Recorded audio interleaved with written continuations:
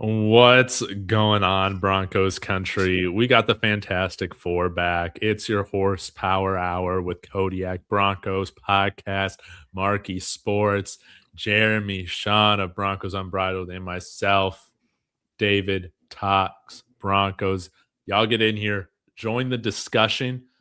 Today, it's going to be fun because this is going to be our last show, I guess, before legal tampering period starts with free agency. And so we have decided, y'all, to talk about probably the most pressing position for the Broncos, and that's the running back position. So we know that y'all are going to have a lot to say. We're going to all give our top five between free agency and the draft, our top five running back fits, for the Denver Broncos. So we'll do draft, we'll do free agency. Before we get started, though, guys, I think this would be a fun little icebreaker. Going to put y'all on the spot. We'll start with Kodiak because he's the quickest, thinking out of all four of us. But if there's one guy you want the Broncos to sign outside of running back, who is it and why? We'll start with you, Kodiak. One guy outside of the running back position? Yes. All right. So what have we heard all about Alex Singleton this offseason? That he knows the defense, that he's a very valued guy in the building. All right. And this isn't the sexiest pick, but if we're just going for just pure free agents right now, I'm going with Leo Chenal from the Kansas City Chiefs. 9.99 relative athletic score. He was the guy that I wanted the Broncos to take. Instead, we took Greg Dulcich, which is safe to say that didn't pan out. But I still think there's a lot of room to grow in his game. Obviously, he's familiar with Leonard, even though Leonard is not within our building anymore. But either way, I still think he's intriguing to me. I think, he'd be a really fantastic addition. I think he'd fit right in. I think a stronger defensive ecosystem than what the Chiefs have would allow Chenal to thrive. Beautiful. Beautiful, beautiful, beautiful. Mark, how are you going to follow that up? Yeah, that was a good one, man. It surprised me a little bit. I think my number one target this year would be Wan'Dale Robinson. I think the more I think about it, man, the more I think he's a perfect fit for what it is that we need. I know everyone gets caught up on find your wide receiver one. They don't grow on trees, man. It's hard. And what Wan'Dale Robinson can do is definitely elevate this room. I think he could help replace a lot of the lack of tight end production that we've gotten, because even though he's obviously not a tight end, he's a small slot receiver. He can kind of, get open in a similar ways that a good tight end can, right? It's safety blanket, red zone, third downs, across the middle of the field, short-handed. So I think he's a wonderful fit here. And I think this whole narrative of Sean Payton doesn't like the small receivers is a little bit overblown, in my opinion. If you kind of look at his history, he's got a lot of guys, but he's changing his ways, man. I mean, he fired his longtime buddy at offensive coordinator. He might give up play calling duties. I think he's gonna. So he's willing and open to changing. And I think that Wan'Dale Robinson would be a wonderful fit here, man. Jeremy, we got who we got off the board? Leo Chenal, Wan'Dale Robinson. Where are you going? Yeah, let's go. Let's go Tyreek Hill. No, I'm just kidding. I don't want to take I'm going to go with same position as Kodiak did. Let's go Devin Lloyd. How about that? Okay.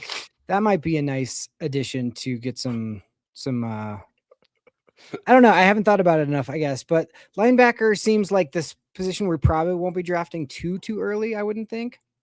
So that's why I would prioritize probably that position in free agency. But yeah, that's a good position. Definitely needed of upgrade for sure. Yes. Well, if I'm going to go with signing one free agent, we got to sign that is not of the running back position. Screw it, man. I'll stay on it. Isaiah Likely, baby. I think he's got the best receiving chops right now out of all the free agents. I know he might not be the inline blocker that some of the other guys are, but like Cody or Mark brought up, we got a little bit different of a play caller there. You would hope that Davis Webb can get a little bit more out of guys that are just absolute mismatch nightmares for defenses. Isaiah Likely's my guy at the tight end position. I'm feeling less and less bullish that it's going to happen. So this is my last, waving the Isaiah Likely flag, hoping that it happens. But man, we got K. Dotton in here. We got people talking about Dallas Goedert. That would be great.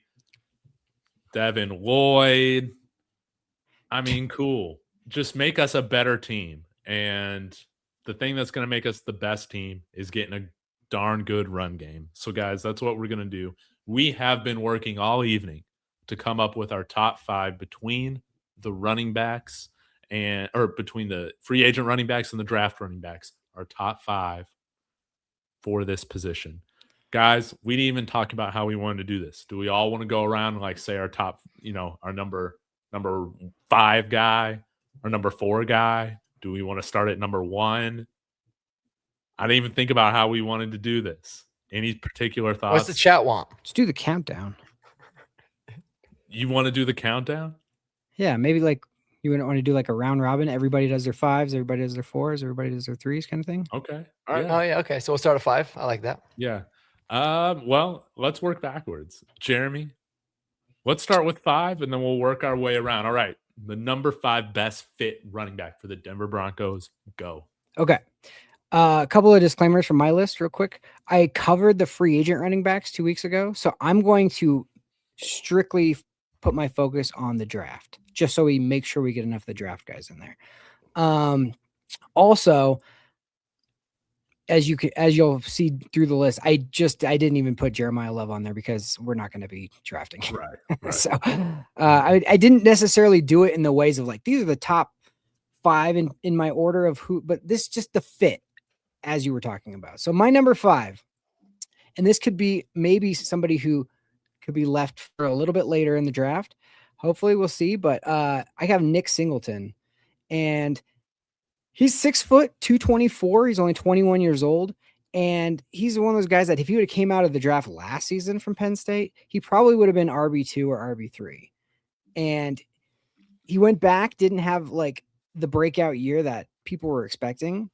Mm-mm. And his problem for me, the only thing is like, he doesn't have a great missed tackle percentage. Like his vision was not what you would want it to be. And that's a big one for me because I love vision in a running back.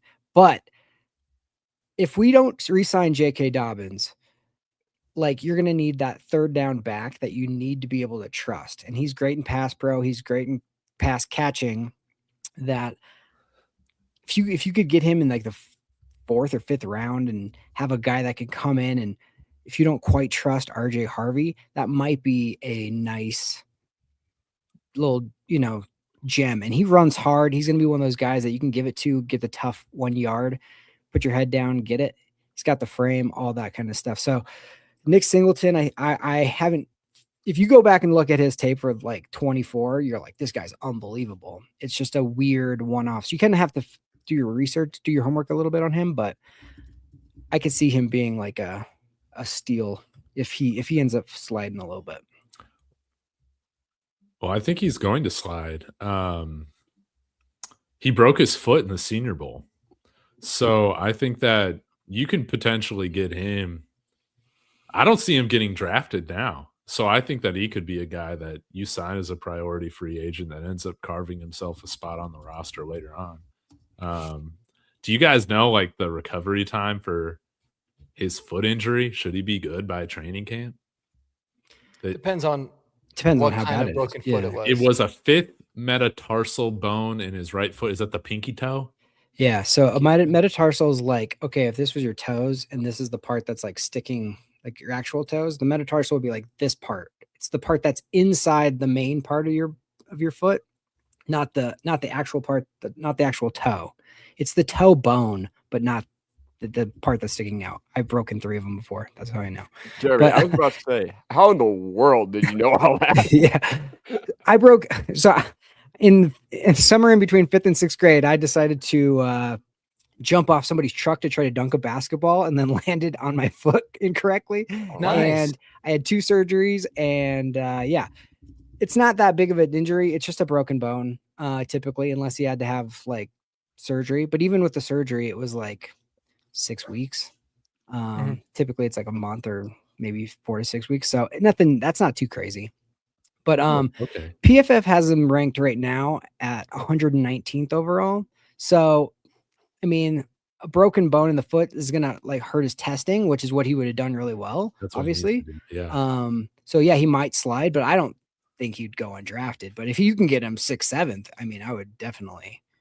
Okay, so if it's not like a Liz Frank, this sounds like it's less serious. When they say broken foot, it's kind of an exaggeration. I mean, it's a broken bone in your foot, but it's not. Yeah, it's not it's called a Jones fracture. I'm looking at it. So 6 to 8 weeks to fully heal, return to activity. They're saying 3 to 4 months. So definitely not a Liz Frank, which is good. But yeah, he would have torn the combine up, man. He would have probably rose a lot from the combine, but that could be good. Got all the talent. Yeah. Well, strong start here. I'm also happy this is not the names that we've been talking about consistently too. So I think that this is a great start for us. Nick Singleton starting off number 5 for Jeremy's list. Mark, where are you at? All right, I got a little disclaimer on mine too. I'm operating under the assumption that Kenneth Walker III is not going to be available. Okay. I didn't even think about him because if he is, he would obviously make this, but that's kind of my disclaimer. I was really struggling, man, between 5. I kind of wanted to do a 5A and a 5B, but I watched your video that you put just before this, David, and you talked me into it. My number 5 is Rachaad White. Dude, he's always been a running back I really liked. I don't know how he necessarily would fit with RJ since they kind of do the same things very well, but I like RJ. I like Rachaad White because he's a solid pass protecting back. He can catch the hell out of the ball of the backfield. Can still run between the tackles really well. And I just think he's not going to be very expensive. He's a solid size. He's still pretty young. Doesn't have a lot of tread on his tires either, which you like to see. But this guy's kind of a freak athlete too, man. He's buttery smooth. I think he'd be really good. I think especially in like a situation where if the Broncos were to bring J.K. Dobbins back, then I really like Rachaad White a lot because he could fill in for RJ and do it very well. He could fill in for JK when he gets injured, unfortunately, as well. And I think from a cost standpoint, he'd make a lot of sense. So like Rachaad White, I've kind of liked him for a few years now. I liked all of Tampa Bay's running backs. Sean Tucker too, obviously. They got a lot of studs there. So Bucky Irving, one of my favorites. But yeah, Rachaad White is my number 5 back. Dude. Do you got any idea of what you think a contract would look like for him in Denver? I would say if you're looking at a 3-year deal, it'll probably be 3 years, 21 to 24 million with 2 of those years guaranteed. So $15 million guaranteed. That'd be my guess. Mm-hmm. Okay. And that's kind of like off the cuff, but I feel like he's in the $6 to $8 million a year range. Yeah, I would say so. Kodiak, I see you pulling something up here off screen. You want me to throw that on here right now? Absolutely. So, guys, number 5 for me. This is going to be like my, how do I put this, late round UDFA that I really want the Broncos to go after. So if you guys have not heard of Seth McGowan out of Kentucky, his story is absolutely nuts. It is crazy.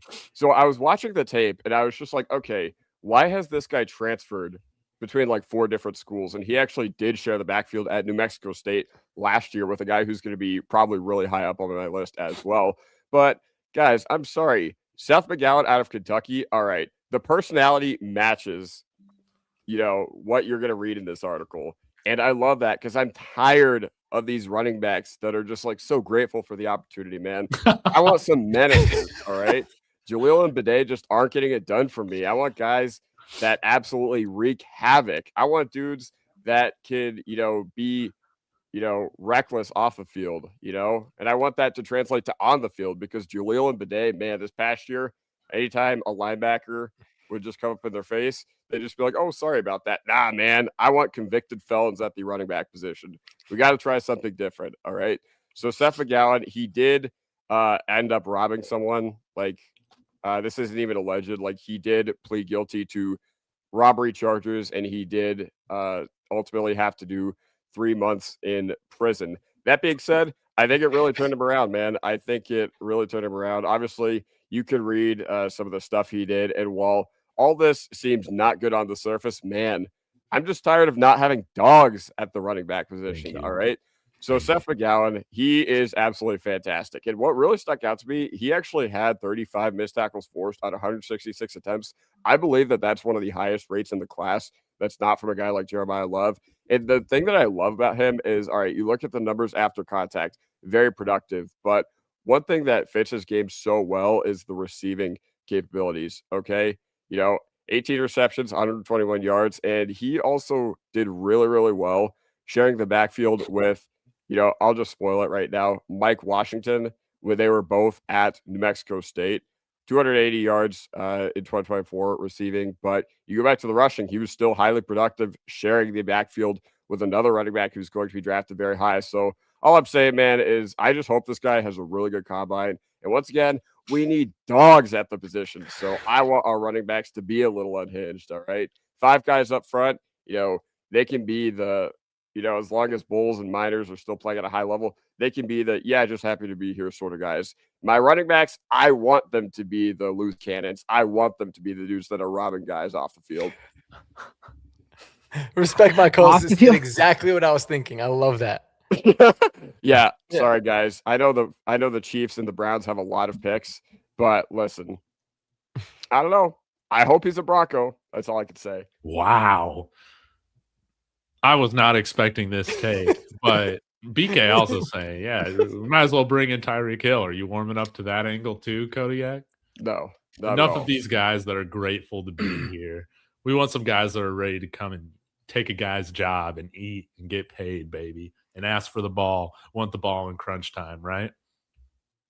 Yeah, exactly. Well, for what it's worth, to his credit, I heard this whole little documentary they made on him. It was like not really a documentary, but it was like a little section they had in I think ESPN. This kid's really turned his life around after he got out of prison. I believe his brother had died from gang violence and stuff like that, and he really completely flipped his life around. And just they say he's really matured. He's kind of a different person. So I don't know if he's gonna have that dog that Kodiak really wants. Maybe it's still in there somewhere, but really cool kind of story of flipping your circumstances around, taking advantage of it, and the fact that looks like he's going to get drafted, I think, is pretty cool. So shout out to him for that, I guess. But oh man, Kodiak came through. That was awesome. Kodiak, that was great. You spoiled my thunder, man. That was my number 4, Seth McGowan. Oh wow. Yeah, I had the same exact take, man. But here's the thing. It's like, we can make fun of the fact, he went to jail, all that stuff. But it really did seem to, you can go one or two ways when you come at a crossroads and stuff. And the fact that he's kind of playing with a gratitude and he's going to give you everything because he knows what the difference between life without football would have been and what his life could have been.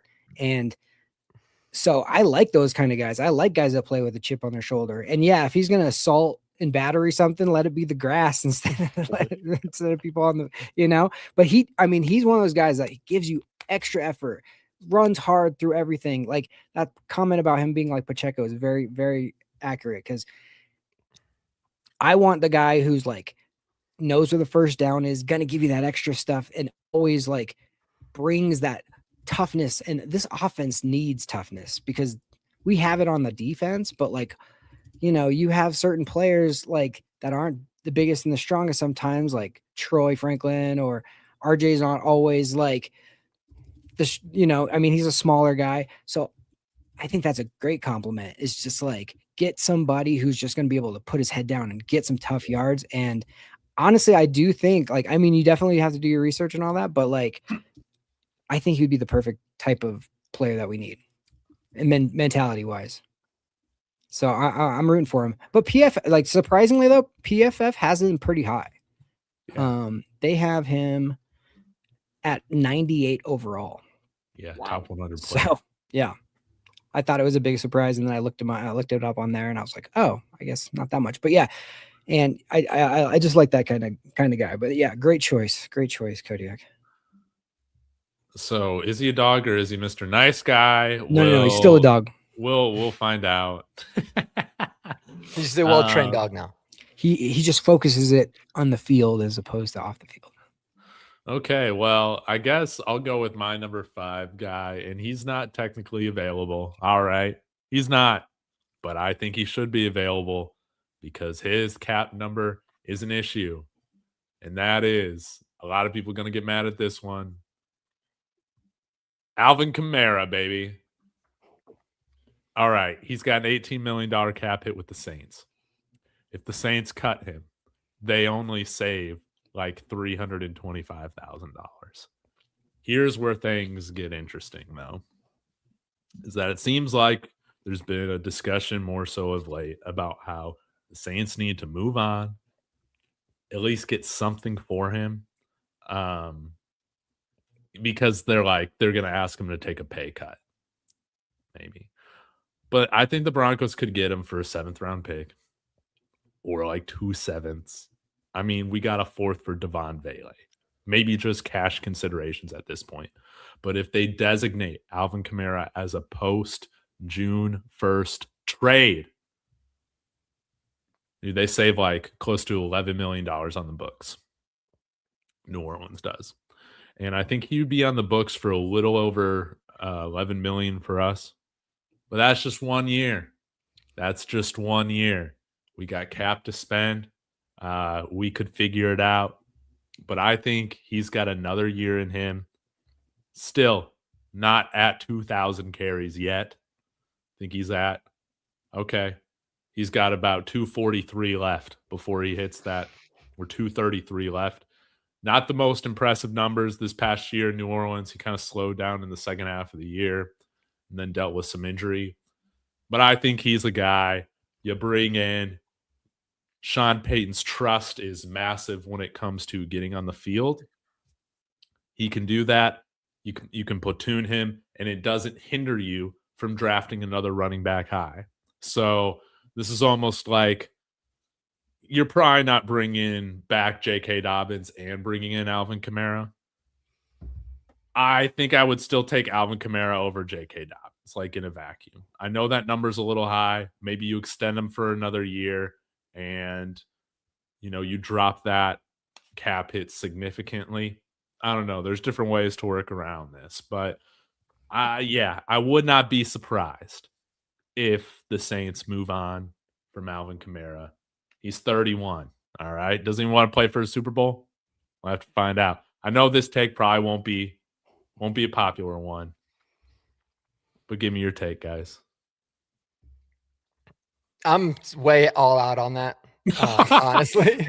Like, not even, but I'm so scared, David, because I know Sean Payton's like, I don't care that he's 30. He's drooling. Exactly. He's just drooling over Alvin. I thought you were going to say Josh Jacobs because he's someone that could potentially become available. I could have gone behind that, but man, no. Eventually we got to move on from all the New Orleans guys. I mean, there's one guy that I know me and you both agree on that I'd be okay bringing in because it's gonna be super cheap. But yeah, even giving up a 7th rounder and then taking on a pretty big, sizable chunk of cap, it would be I'm all good on the Kamara, even though he was so good. But it'd have to be like a full restructure, something where the money part would have to make sense to even think about it. Yeah. Look at you guys coming in with all the facts. I figured. Kodiak, put this one to bed. The way it would make me feel is one adjective. It begins with an F. That adjective is flaccid. If he was like our outside the team running back free agent acquisition, I'd be like, dang. Wow, I thought you were going to do F for finally we have a starting running back. So, all right, let's move on to number 4. Our number 4 best fit for the Denver Broncos at running back. Jeremy, you already talked a little bit about Seth McGowan. You spoiled it for us. Yeah. But I'll bring up his profile here. Is there anything left unsaid Yeah. about Seth. The only thing I add to this is he's 25, going to be 26 in like October, I think. So that is the part where like you obviously are thinking about that. But running backs is one of those positions where if you draft a guy, get 4 or 5 years out of him, and then see ya, like we did with Javonte, like that's okay. Like you can do that with that position, especially if you're not drafting too high. And he doesn't have the wear and tear. He's he's been sitting in other places and not on a field. So so there is that too. So sometimes with age there comes a lot of wear and tear, but with this one it kind of doesn't. So that would be the one thing you'd have to think about. But again, can you do me a favor? I don't know if it's possible, but can you pull up some Seth McGowan just pictures? Because there's the before picture where he's got the full on neck tattoo braids, and then the after picture where he's got like that eyeglasses and like, and it just, you can tell it's like a totally like, look at the one in the black shirt down to the right, and then look at that one. It's like two different people, right? You can tell. Jail post. Yeah. So, but still the same guy behind the eyes. You know what I'm saying? So like, no, I honestly think that could be a sneaky choice. Sneaky choice. Wait, is that number 30? Would he go with number 30? Would he be allowed to? I don't know. Draft him. No. He's number 3 right there. 3? Is that what it is? I think it's 30. No, he rocks number 3 in college. Yeah. See the YouTube one. But yeah, that's all I got. I think that was the main part. I just love the guy's effort and love his I mean, there are certain people like you can tell like something knocked them straight, you know what I mean? And like I'm rooting for him for that, because a lot of people don't learn from certain lessons. So facts. All right, Seth McGowan at number 4. Mark, where are you? My number 4, my number 4 running back is Tyler Algier. Super high on him, man. I know he's 4th on this list, but I'd be thrilled if the Broncos got him. I just think he's such a good. He'd be really he's about as solid as it gets. A very underrated guy. Dude is still just 25 years old. Obviously, split most of his career with Bijan Robinson, so it doesn't have a whole lot of wear and tear. He's a bruiser. He's incredibly durable. I don't think he's fumbled in his career. You have it pulled up. You could probably see it. I don't think he's even fumbled once. He hasn't. Yeah. Look at that. He's phenomenal in pass protection. So, you got to love that. And he's just a great complement to what RJ Harvey can do. He's already proven he can thrive in a running back by committee role. You kind of cooled me off on him a little bit, like without actually mentioning him, because I talked about like, if we're not going to give our running backs a lot of carries, you want to have someone that at least can pop. But that's kind of what Tyler Algier's done most of his career. He's just been productive whenever he's gotten the chance to.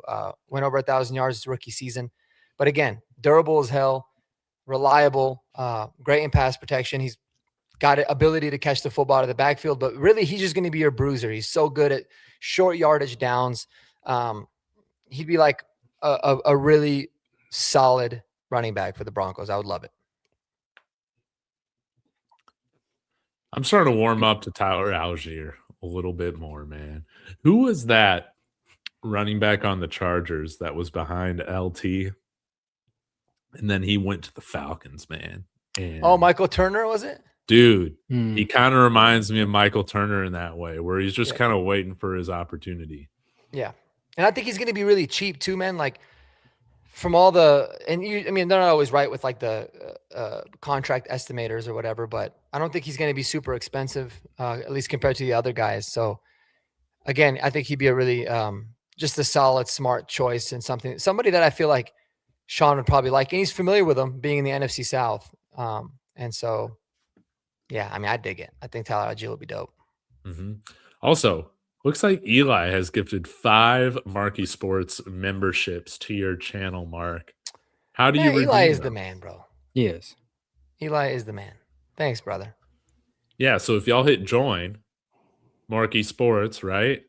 You might get one of those. Yep. Right? I think that's how it works. I think that's how it works. Yeah. I might make a shirt for Vinny DeRose. So I think a ghost took a shit on my chest last night. I think I might make a ghost took a shit on my chest shirt and put that in the store. You can buy it there with that membership. So go join. Make sure it's a sleep shirt. Make sure exactly. Right? Ew. Okay. Kodiak, who's your number 4 guy?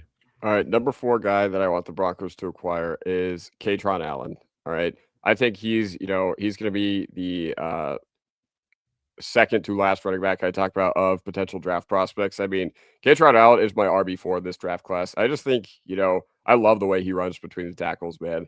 And watching Katron Allen, he was a very, very, I will say, boring watch.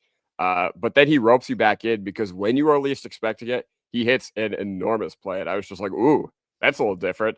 That's a little different. And I think he weighed in at 5'11", 217 at the Senior Bowl or Shrine Bowl or whatever it was. So definitely clears the size threshold for your lead backs. And either way, Penn State runs a lot of really wacky formations. So he is kind of a tougher eval than I initially thought.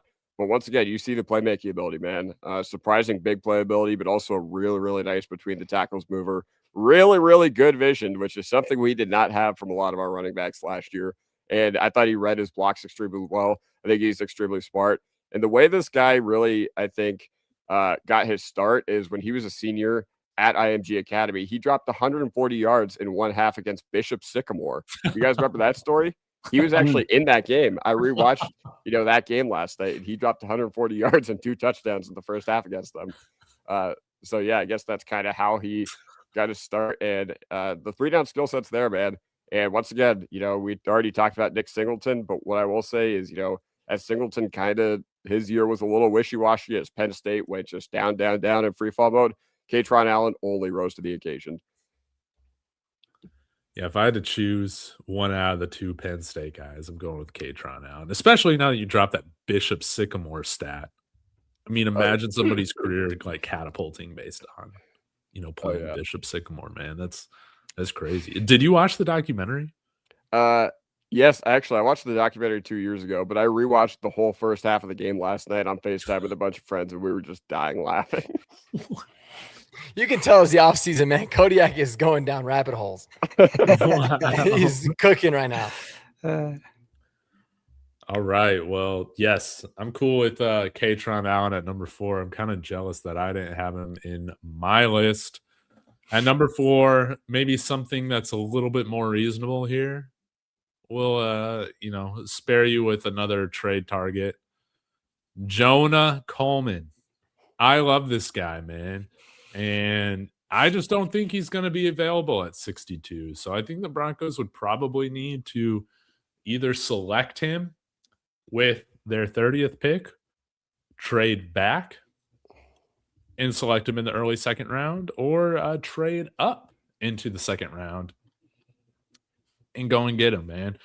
He's a guy that I think he can do it all. He's got great vision. He can run through you. He can break tackles. He's got some shake to his game, some explosiveness to his game.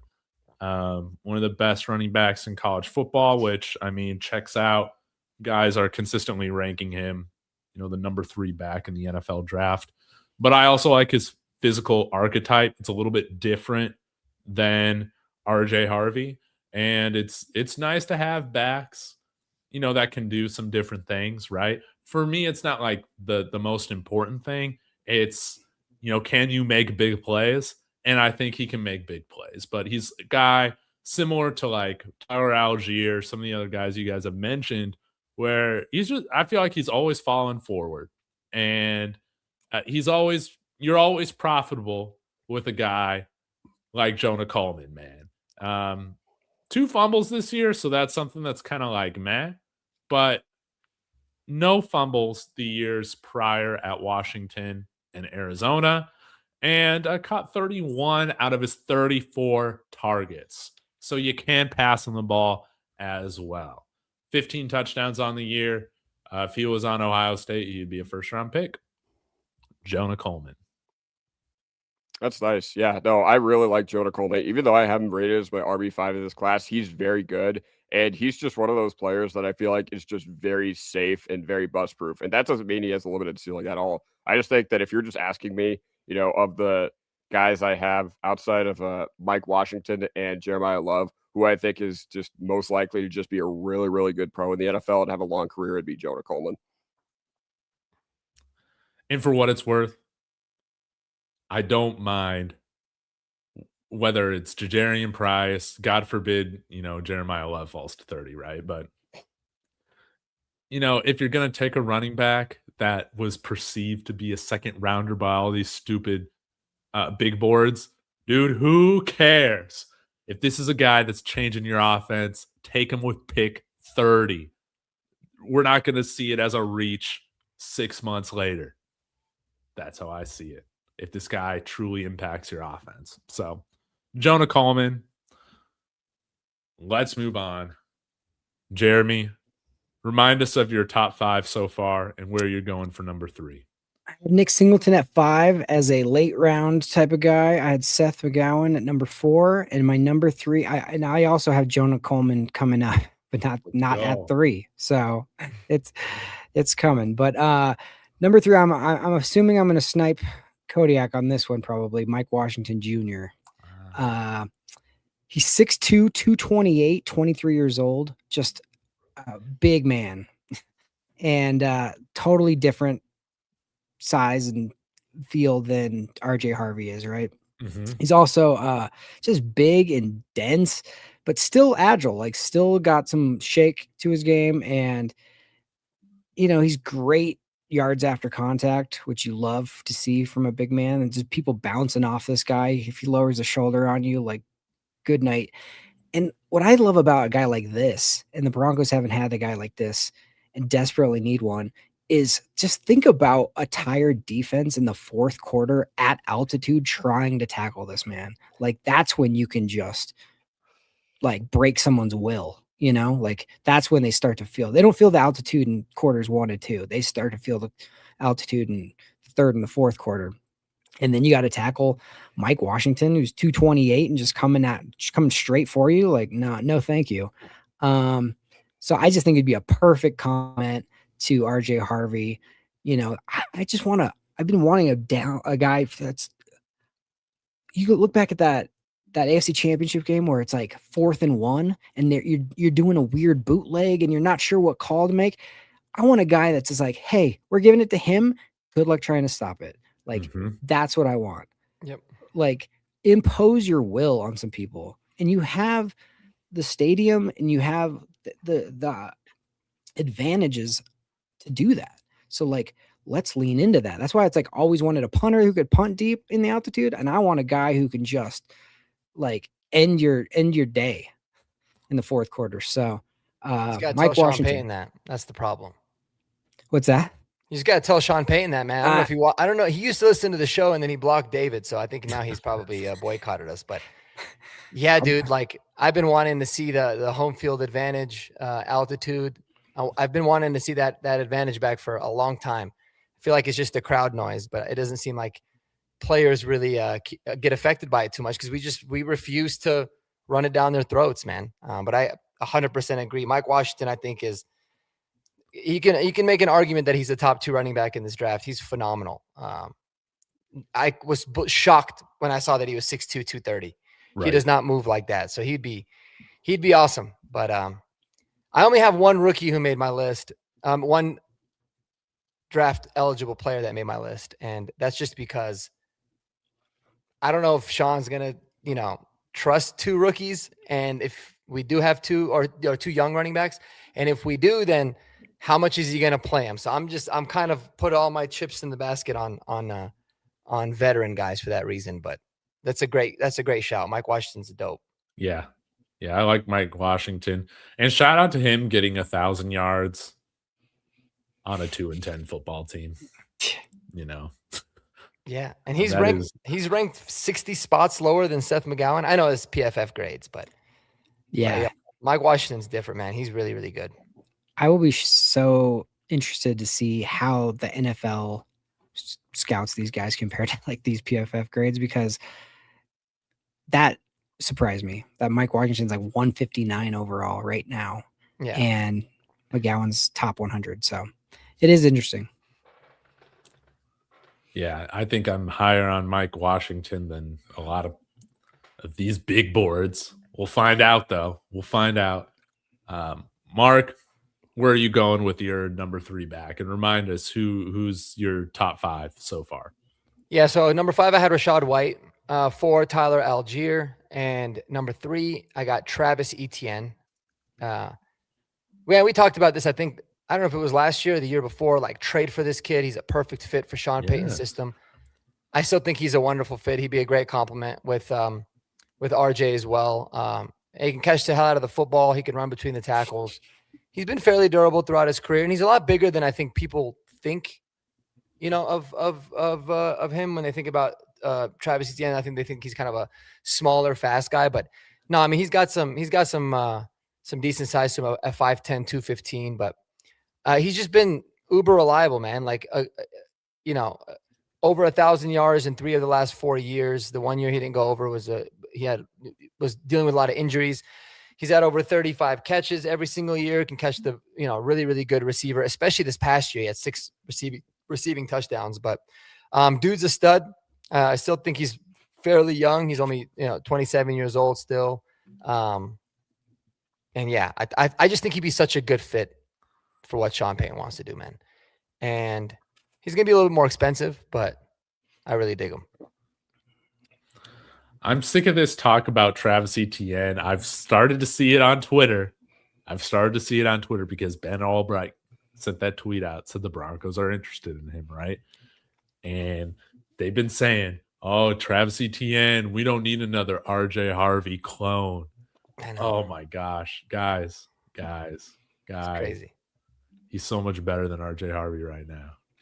Like, yeah, but like you don't want another running back that gets 12 touchdowns? Okay. Yeah. Cool. Yeah. Like we're acting like RJ Harvey's like this certified bum. Like he's gonna get better. But last I checked, he had 12 touchdowns last season. Yeah, and a guy, he can run between the tackles. I'm sick of this narrative that he's like a one-trick pony, like Jaleel McLaughlin or something like that, man. He's got vision. He can cut. He's got better vision than RJ has right now. And we just need guys that are going to upgrade the room. I'm less concerned again about, do these guys complement each other? Can we just get a room of like 4 really good running backs and then figure out the skill set stuff later on? Yes, please. Yes. And this guy can take it to the house. He can take anything to the house. Travis Etienne, man. Yeah, certified stud, man.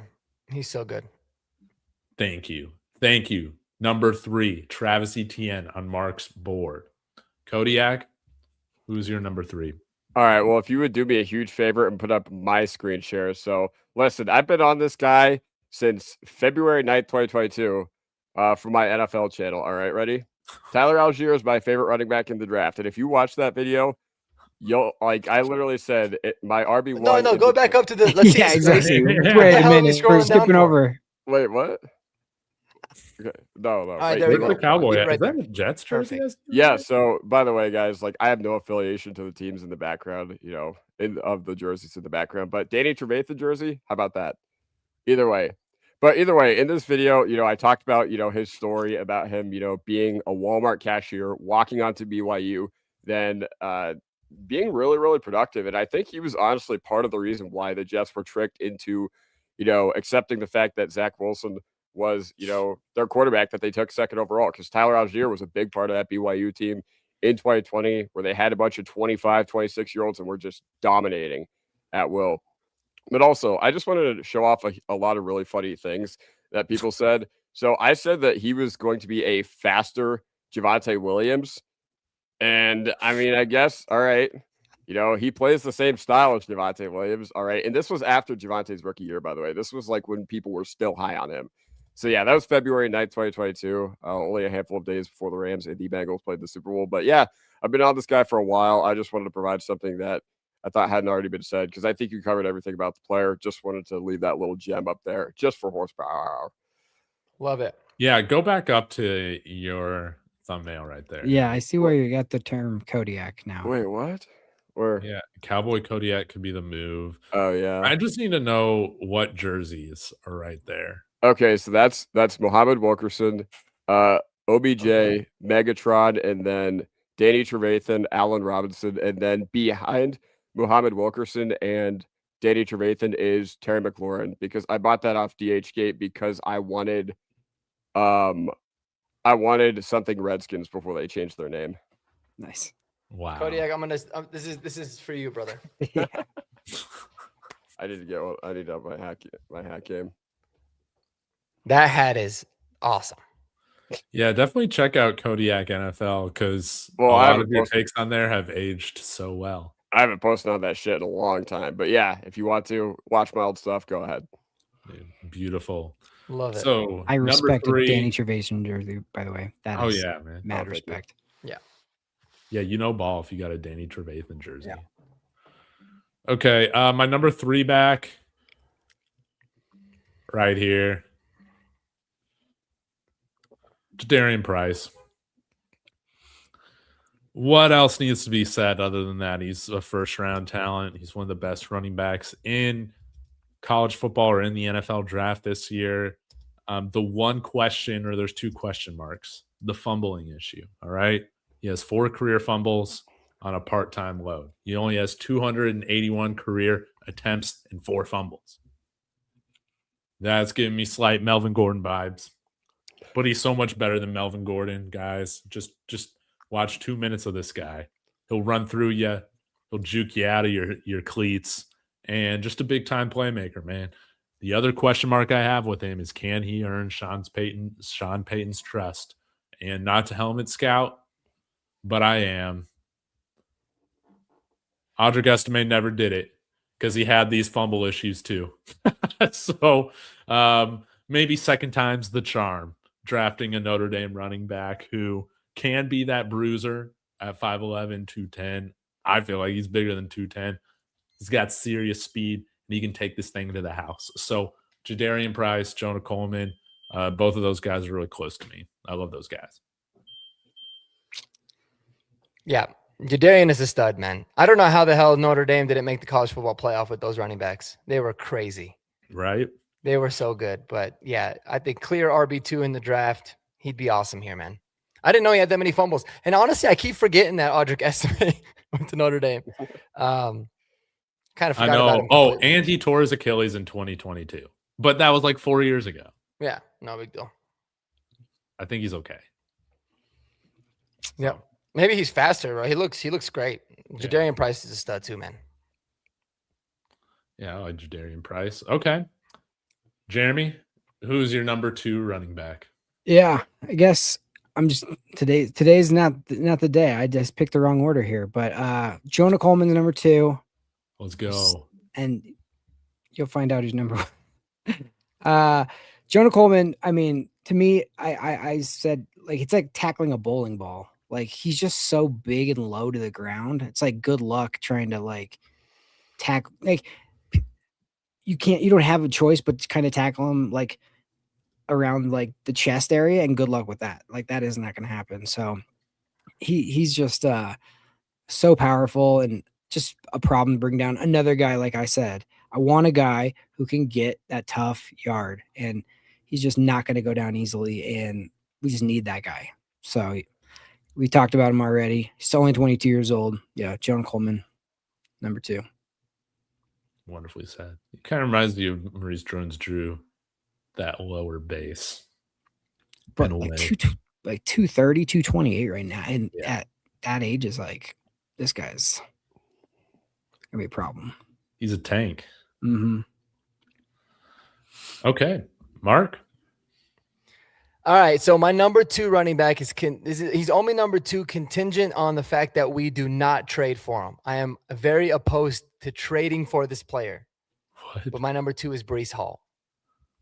Yes. We talked about him at nauseum. I know that's your baby, Davis. So sorry to take him, a little. I guess talk about him a little earlier. I'll let you get all the glory, but I mean, Breece Hall's so damn good, man. Eli Betts would know, being a Jets fan, just how good he is. Like, being on a crappy team, bad organization. All he does is ball. He can run between the tackles. He catches the hell out of the football too. I look at him like very similar to Travis Etienne. They're the same size. They're very similar in a lot of different ways.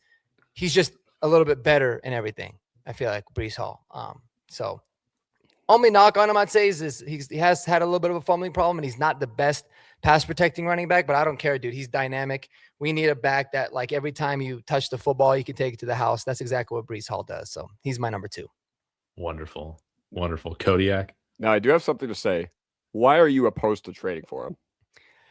Because, well, okay, if we're going to trade like a 5th rounder because they tag and trade him, fine. I don't think it's going to take that. And for me, you know how I am about running backs. Running backs are rentals. They will always be rentals. That's why drafting them in the first round is stupid, because you would never draft a player at any other position if they were like, hey, they're only going to play for you for 4 years. They're not going to sign a second contract. You would never draft them. But for running backs, for whatever reason, it seems like it's okay. So I'm not going to, because for me, it's like you can sign Travis Etienne potentially, right? You don't know what's going to happen without having to give up another premium asset for him. I'd rather have my assets to continue to build this team and roster. And then, get a running back, whether it be the free agent guys we talked about, a lot of good guys in the draft, to complement. Like, that's just kind of how I feel. Okay. But nice. Would you trade for him? Yeah, I mean, if it was like the scenario you described, like were you trading like a, that 5th rounder, or like, let's say you had to trade the 4th rounder from like the Vele trade, Vele for Brees Hall. Yeah, I think that would be my ceiling. I wouldn't go 3rd. I wouldn't go 2nd. No. Obviously. Yeah, fuck no, but yeah. Because weren't they trying to get a 3rd at the trade deadline? Yeah, the Chiefs said no. That legitimately could have saved their season had they. That honestly shocked me that they said no. They were going to give they said no to a 3rd for Brees Hall? Yeah. Really? I did not see that. Interesting. It's probably a good thing. Actually, I kind of wish they did it, to be honest with you, because I'm terrified that they're going to draft the stud running back in the first. But. Oh, that's okay. That's okay. Jeremiah Love's going to bust just like Aston Genty did. Math is simple. I don't know if he goes to the Chiefs, he will, though. But listen, all I'm saying is the last time the Chiefs took a 1st-round running back, they certainly hit it out of the park with Clyde Edwards-Helaire, right? Yeah, they might have PTSD from that. they really might. That's why I didn't take him in my mock draft, because I was like, they might be freaking out from that still. But yeah, Kodiak, what you got, man? Well, that's also one more thing. That's why you never ever let your players draft for you. That's Mahomes, who you want. Clyde Edwards-Helaire. All right, guys. So I do have this at 0.5 speed, so none of us feel the effects of potentially getting flagged with college football film. But Mike Washington Jr. All right, you guys.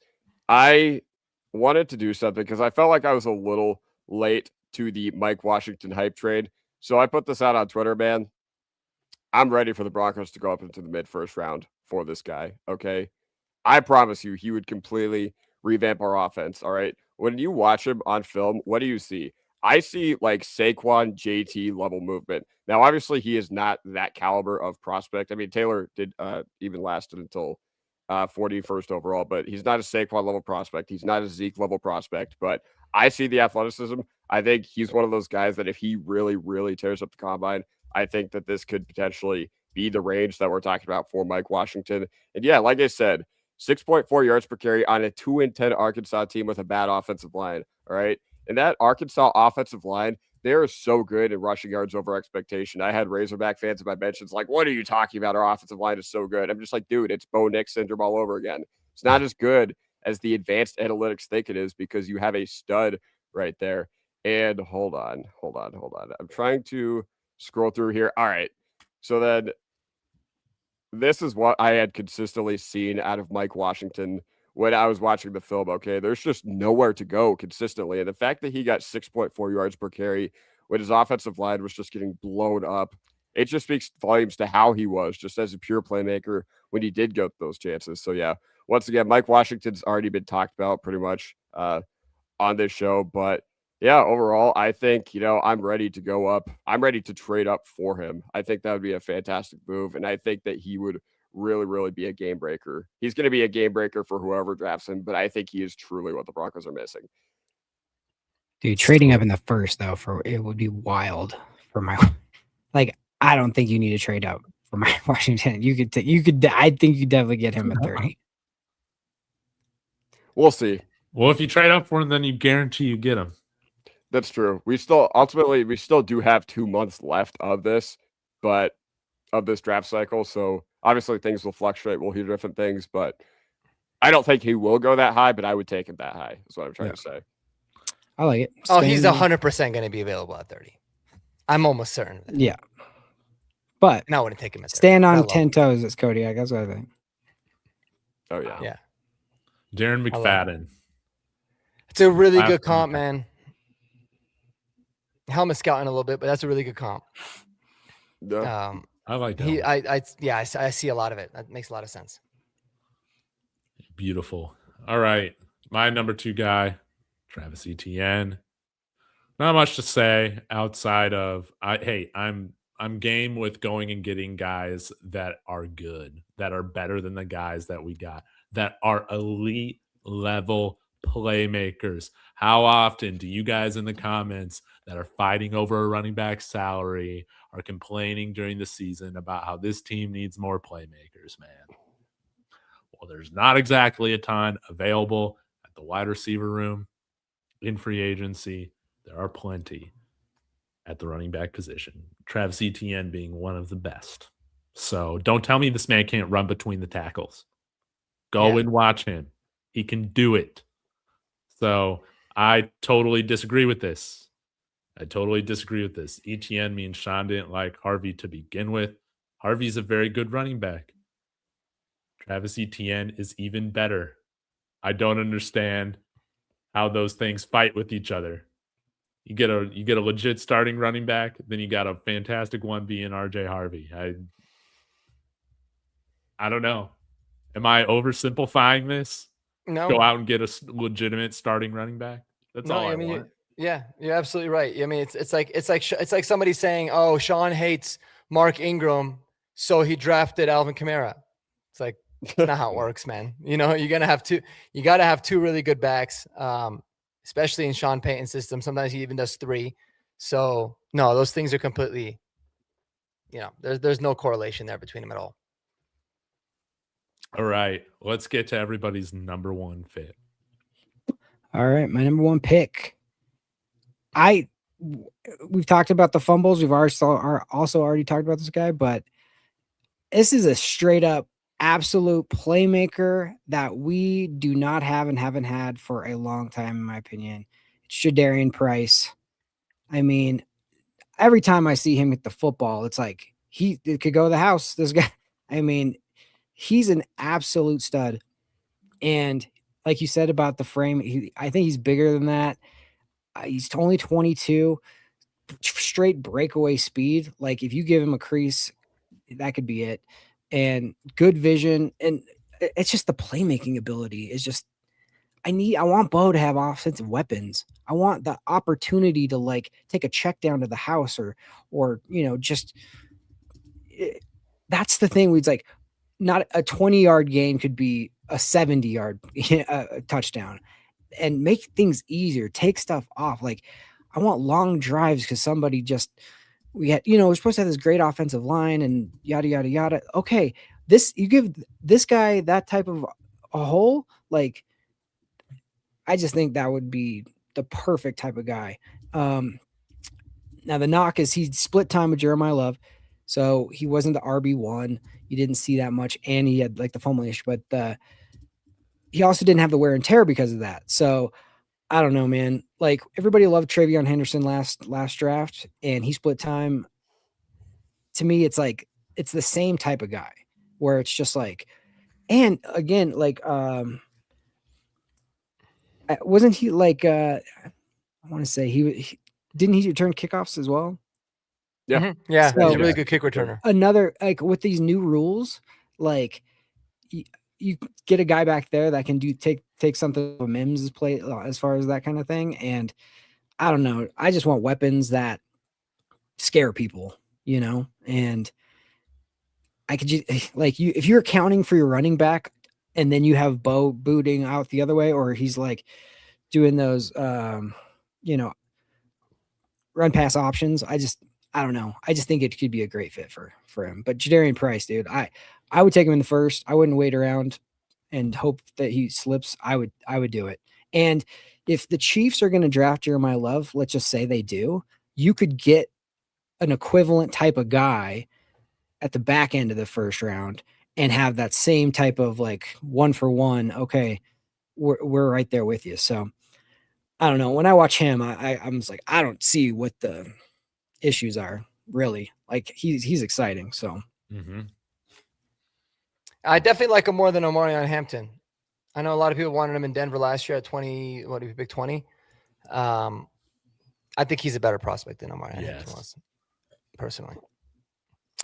Yeah, he's good. Yeah, it's just the playmaking, dude. It's just like, that was the thing with TD could take it. Clinton Portis back in those days, it's like one cut and he's gone. And it's just like, oh man, what was going to end up being like this like slog is now you're up 14-0 in the first quarter because somebody broke something. Like, I want that. So. All right, Mark, who's your number one choice? All right. Well, this is just a pipe dream unless some sort of miracle happened that we would be able to get this guy. But listen, last year I thought that the greatest running back that I ever watched or evaluated in college was Ashton Genty, and that only lasted for 1 year. I've never seen somebody with the skill set of Jeremiah Love, and it scares the hell out of me that he might go to Kansas City. This kid is so incredibly special. Like, I get blown away every time I watch him. He's so good. He's like I'll even go as far as saying like he's probably the best running back in the NFL already. It's kind of what I see in some of the traits. Now I know you can't obviously say that because the competition is different, but man, his vision is elite. His contact balance is elite. His elusiveness, the way he runs through traffic.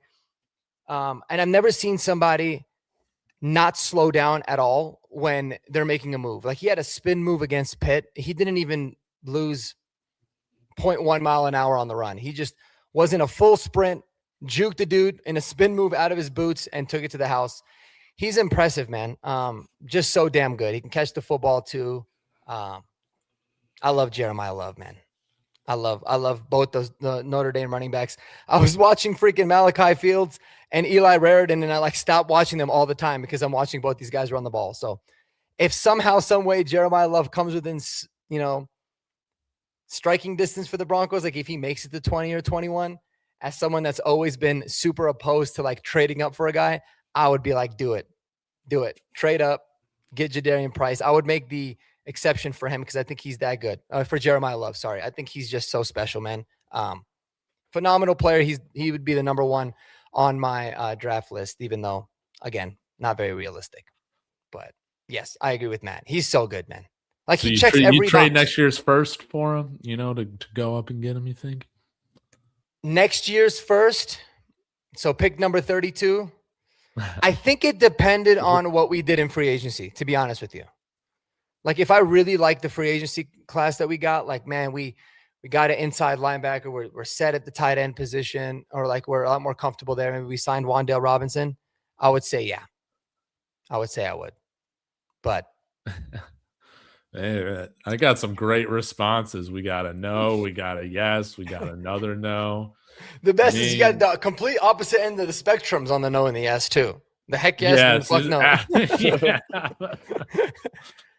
That's what man, now the 2027 class, I have done no scouting for that. Yeah, y'all don't I heard act it's like gonna y'all be good either. Okay. Yeah. We don't know. Who knows? You never know. Who knows? A lot of people said that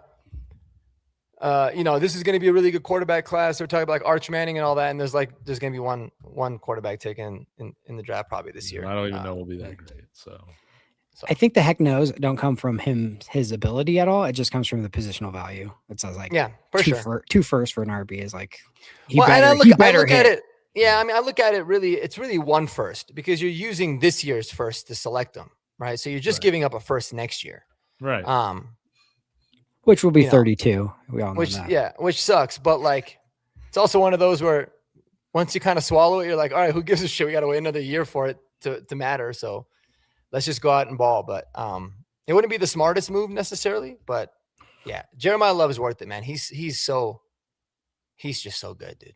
Is Jeremiah Love good enough to where because like now you got me thinking about how Sean Payton thought of Patrick Mahomes with the Saints, right? And he regrets not trading up to make sure they got him. Mhm. Is Jeremiah Love that kind of good? I mean, I think so, but it's just so different because, a lot of people have him going top 10. The only thing that could be working in our favor this year is maybe teams have it's like a copycat league, right? You remember the Eagles, they won the Super Bowl against the Chiefs. Their defensive line was just dominating. So everyone was talking about, we need to go out and get that dominant defensive lineman. And then this year it's, Nicky Manwari was such a stud with the Seahawks. Everyone wants that like in the box hybrid nickel type of safety. And then Ashton Genty went 6th overall last year. And I don't think anybody, even the hardcore Raiders fans out there, could admit that was a good pick. It absolutely was not a good pick.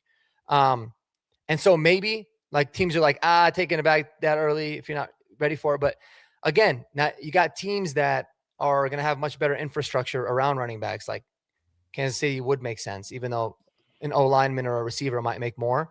So if he falls a little bit, I think then he can start having that conversation. But I think he is that caliber of player, to answer your question, David.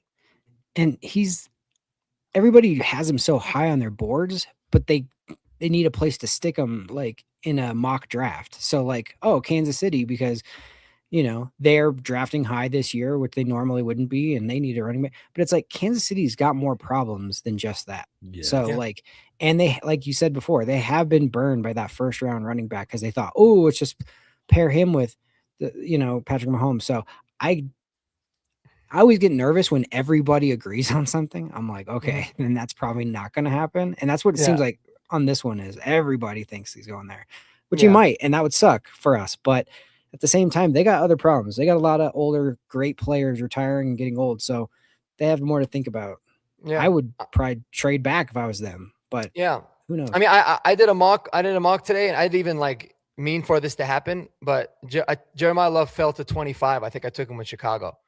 And I was thinking about it. I was like, I just really did that because I can kind of see other teams going in another direction. But I mean, it's tough. It's tough to see if Genty went 6 and all the the only real question marks you had on Genty were what last year?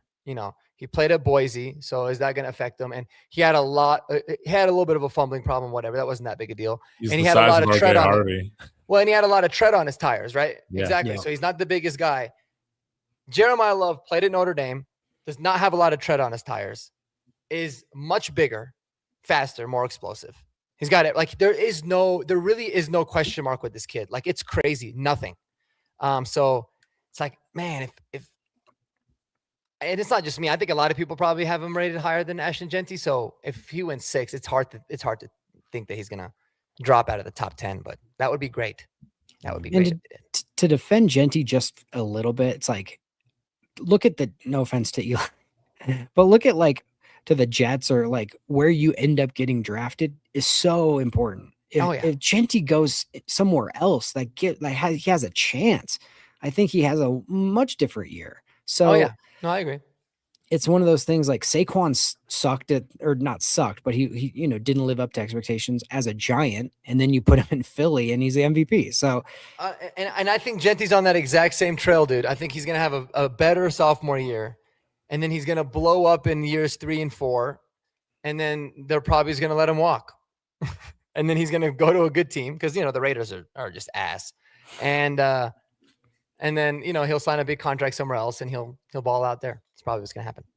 Mm-hmm. Mm-hmm.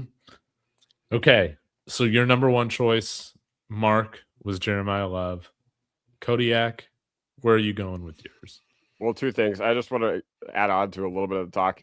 And then I'll let it be put to rest. First of all, the Chiefs are drafting at number 9. They're going to get a good player regardless. So we just kind of got to swallow that. And I don't know whether it's Jeremiah Love, even though that would be the smart pick, whatever. But also the Raiders should have drafted Membu. That's just what they should have done at this point. Yep. All right. And you know what, David?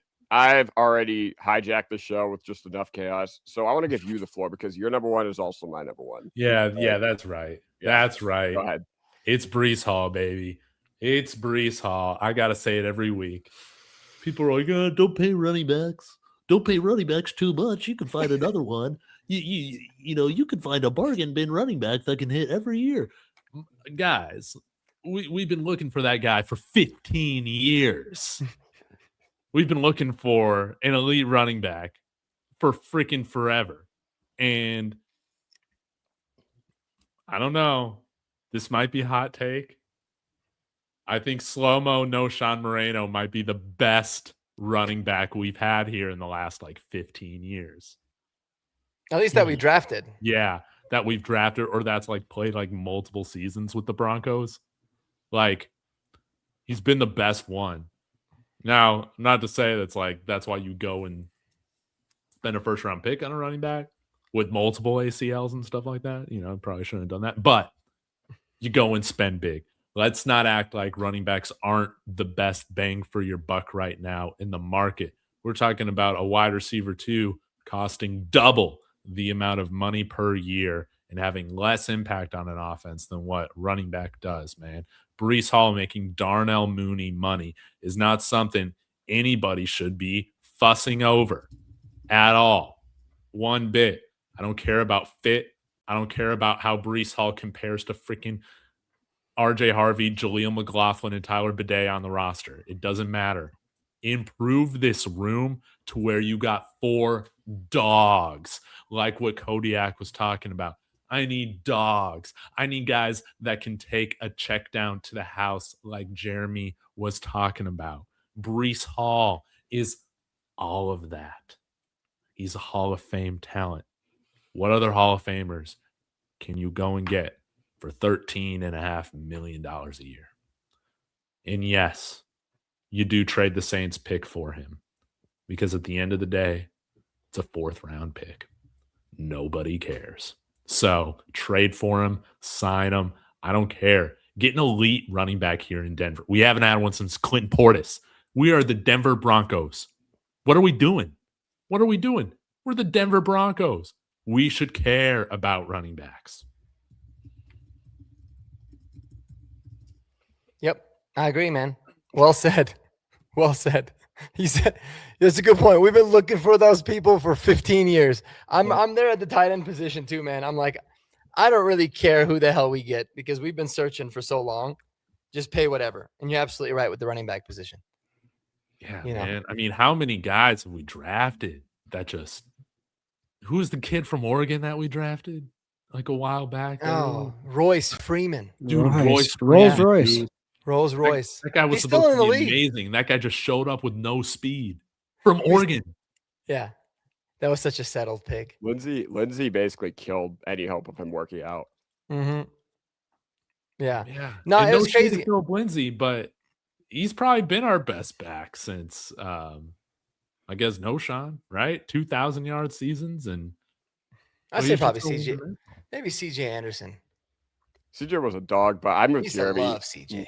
Rookie year Javonte was just different, man. You remember watching him just drag dudes on his back for fucking like 30 yards? Yeah. That was insane. Remember the run against the Cowboys where he like was in like a huddle, a scrum, and then he just gets out of it and trucks a dude. Oh my God. I'm so sad he didn't like work out here. It's probably why he's a Cowboy because of that. Mm-hmm. Happy for him though, man. That's awesome. Awesome that he got paid. He got paid. Good for him. Got paid big. Deserved it. But yeah, signed. There's like 6 running backs we could sign free agency that I would be like totally happy with. Yeah. There's, I don't know, 10 running backs we could draft that I would be happy with. And like, it's not. Can we just show some effort in drafting this position? So, but I feel like if we actually spent a lot of money on a running back, Sean would almost feel like obligated to utilize that running back. You know, he'd have to be like, listen, we invested in this dude. We actually have to use him entirely. And that's what I want to see. I'm sick of seeing 12 rushing attempts and 48 throws in a game that we led most of it. And we led the whole time. And you're like, oh, that seems to make a lot of sense. It drives me absolutely crazy. Yeah. But also, I've seen this pop up with Breece, like what? He tore his ACL or something like that a few years ago. On our field. Yes. The only guys that seem to, stay generally healthy seem to be the only guys that are in like part-time committees, like Tyler Algier. Like, guys, it's just a position where you're going to get banged up. That's the risk That's why people don't like paying Darnell Mooney money to running backs. I don't care. I don't care. If he can finish the majority of the seasons, which he has, he's good in my book. Heck, we all want J.K. Dobbins back for a third year, right? Or maybe some of us do, as like the RB3. You take what you can get from these guys. Yeah. And am I missing something? I mean, that's the only injury that he's missed games with. Yeah. And like all he did the following year when he came back from it is have 1,500 all-purpose yards and 9 touchdowns in his first year back. With the Jets. With freaking Nate Hackett. Didn't he catch like 55 passes or something ridiculous? 76. Yeah. Oh, wow. Even more than I thought. 76. So it's like, first of all, the injury happened in 2022. That's 4 years ago. And he's just been like really good since. It's not like, Javonte, where it took him 3 years to really not fully come back. Like, I'm not worried about the injury history at all. And he's 24 years old, man. He's the same age as RJ Harvey. In fact, I think he's younger. Hold the pause. I think he might actually technically be younger. Wait, yeah, I think he is younger RJ because Harvey's already 25. Yeah, Harvey just turned 25 a couple weeks ago, right? So Breece Hall is younger than RJ Harvey, though. That's crazy. That's insane, actually. I don't know if that makes me happy or sad, but that's crazy. One guy that didn't make anybody's list, J.K. Dobbins. That was my other asterisk. Okay.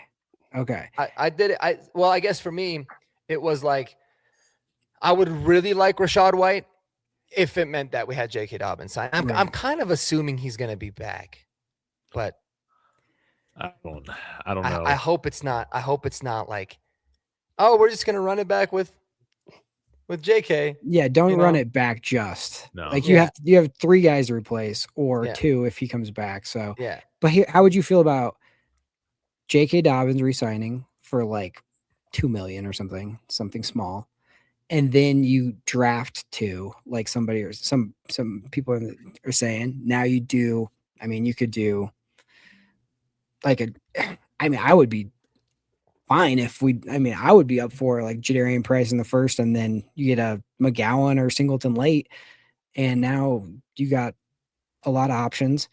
But honestly, like the move that would also I'd be stoked for is re-signing J.K. Dobbins.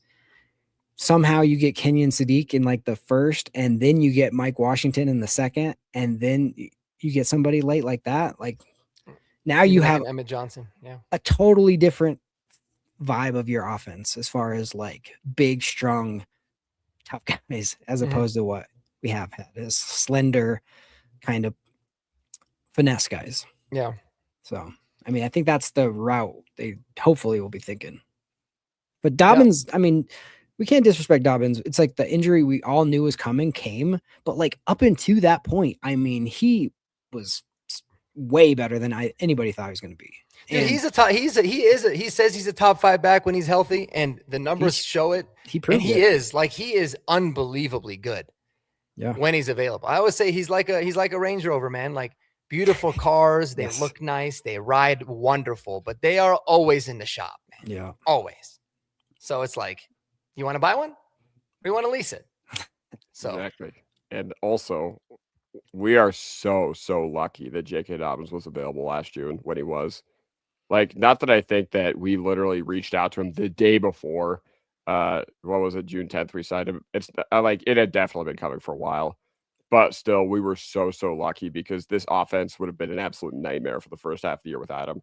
And I always harp on that because I want to remind everybody what this team looked like. When it was still rough sledding in the first half of the year, and J.K. Dobbins basically was our whole offense. And then Bo really turned it up in the second half of the year. But man, I want J.K. Dobbins to come back, but he cannot be our only move at that position, and I think you guys are right. None of this, I always bring up this meme. All right. None of this, no going to the podium after we signed J.K. Dobbins and that's it. And being like, we were in strong, we monitored, none of that. He can be a part of the solution. He can't be the solution in March. We'll see how bad he wants to be a Bronco, man. Because I think he will have options. Yeah. In particularly options where he could get more time. Maybe. Because it's a deep free agent class, man. Like real deep. and it's a pretty good running back class, so he could. But I would sign J.K. Dobbins immediately, put him on IR, designate him to return whenever we want, whenever we need him. That's what I would do. I'd say, listen, man, you're gonna start the season on IR, and then when we're ready to call you up, that's how we're gonna do it. We're not gonna wait for you to go on IR. We're gonna be proactive. Yes. Put you on there, activate you when we're ready. That's what I want to do. So we're going to be the NFL's version of the Golden Knights, basically, is what you're telling me. Yes. Put Mark Stone on long-term IR, basically the whole season. Then game 1 of the playoffs, oh, here he comes. Unlimited cap space as a result. It doesn't work like that. It'd be cool if it did, but yes, that's exactly what we're going to do. That's a good comp, Cody. Yeah, put him on pup. We want you to be available for the back half instead of the front half. Yeah. And also we can't discredit like RJ Harvey also improving a lot from year 1 to year 2. Yeah. So and I think he was good. Yeah. I think, that experience in rookie year is always tough for running for rookies, or rookie years. You always hit a wall and all that. And he, like Kodiak said, thank God we had J.K. Dobbins to kind of let RJ get his feet wet. And then by the time we absolutely needed him, he was a lot more ready. But I could see him popping in year 2 too. Yeah. So you can't just assume he's going to be the exact same as we saw him last time. No. But yeah, imagine when you have a really good running back as your RB2. Isn't that the scenario we've been talking about this whole time, guys? One to have a Jahmyr Gibbs, David Montgomery thing, right? We're wanting that kind of dynamic, having two backs that could be starters on a lot of other teams in the NFL. Mm-hmm. Yeah. Exactly. Yeah. So you go sign Breece Hall, and that changes everything. But guys, I guess we'll find out maybe as soon as next Monday if Breece Hall will be a Bronco, right? Because tampering starts next Sunday or next Monday? I think it's 2 weeks.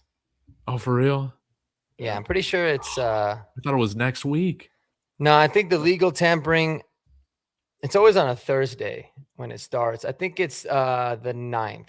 Yeah, it's March 9th, which is my birthday. And all I just want to say is 10 years ago on March 9th, 2016, the Broncos, their moves were letting Malik Jackson walk and letting Danny Trevathan walk and not tendering CJ Anderson. So hopefully 10 years later, when I turn 25, I'm a little happier than I was when I turned 15. I think it's actually March 12th. Oh, that's so far away from because the 9th is a Monday. But okay. So it's Wednesday, March 11th. We have the internet. Okay, cool. And that's when the tampering period starts. That's when dude, I'm an idiot. I'm stupid. You were right, Kodiak. The tampering period starts Monday, March 9th. And then it officially opens on the 11th. So March 9th, in 2 weeks. My favorite part is when it's like the legal tampering starts on this date at this time. And it's like 5 minutes into it. They're like, we have a deal in principle. We have sometimes it's the trade. The best is the trade. It's like, yeah, they figured that out in the first 30 seconds. You're like, wow, that they were so legal with that tampering. Yeah. Like, it all starts at the combine this week. All the tampering. That's when it starts. Oh, we're being tampered with, right? Yeah, the tampering's happening. Mm-hmm. Yeah. We'll see what all the insiders got to say. Hopefully, you get another Rob Gronkowski coming out of retirement rumor. That would be great. I forgot about that. Who was it that broke Cecil. Cecil. Cease that. Our guy. Yeah, I got a sleeper notification saying Rob Gronkowski apparently considered coming out of retirement to play for the Broncos. I was like, that's interesting. I was like, wow, that notification hit everybody's phone on sleeper. And then I saw per Cecil Lammy, and I was like, okay, so it's not going to happen. It was funny because I took it seriously, and even in my head, I was like, I don't like that. I don't think he's going to be able to do what he hasn't played in a few years. Oh, man. He would have been so much better than everybody we had. Oh, that's true. That's not saying anything. Yeah. Nope. I mean, looking back on it now, I'd been thrilled. But oh, man. Who runs faster, Gronk or Kroll at this point in their careers? Probably Gronk, honestly. Yeah. We need a Gronk. We need a crayon eating guy in that room. Yes. We need more criminals in the running back room, more crayon eating people in the tight end room. So, guys, I'm going to shut this thing down. I got to get to bed. Chat was hilarious today. You guys were on fire with your takes. We'll be back next Monday to discuss. Maybe we'll do another position group, something like that. Maybe tight ends. Tight ends could be fun. Wide receivers. Pass catchers. Yeah, pass catchers. I like that. Offensive Right. lineman. Open it up. We'll Yeah. get to that. Frank Um, Crum. Yeah. We'll get to that later on, but greatly appreciate every single one of you. Please go subscribe to all my friends. Links are in the description of the video. We'll see you next time. Go Broncos. Go Broncos.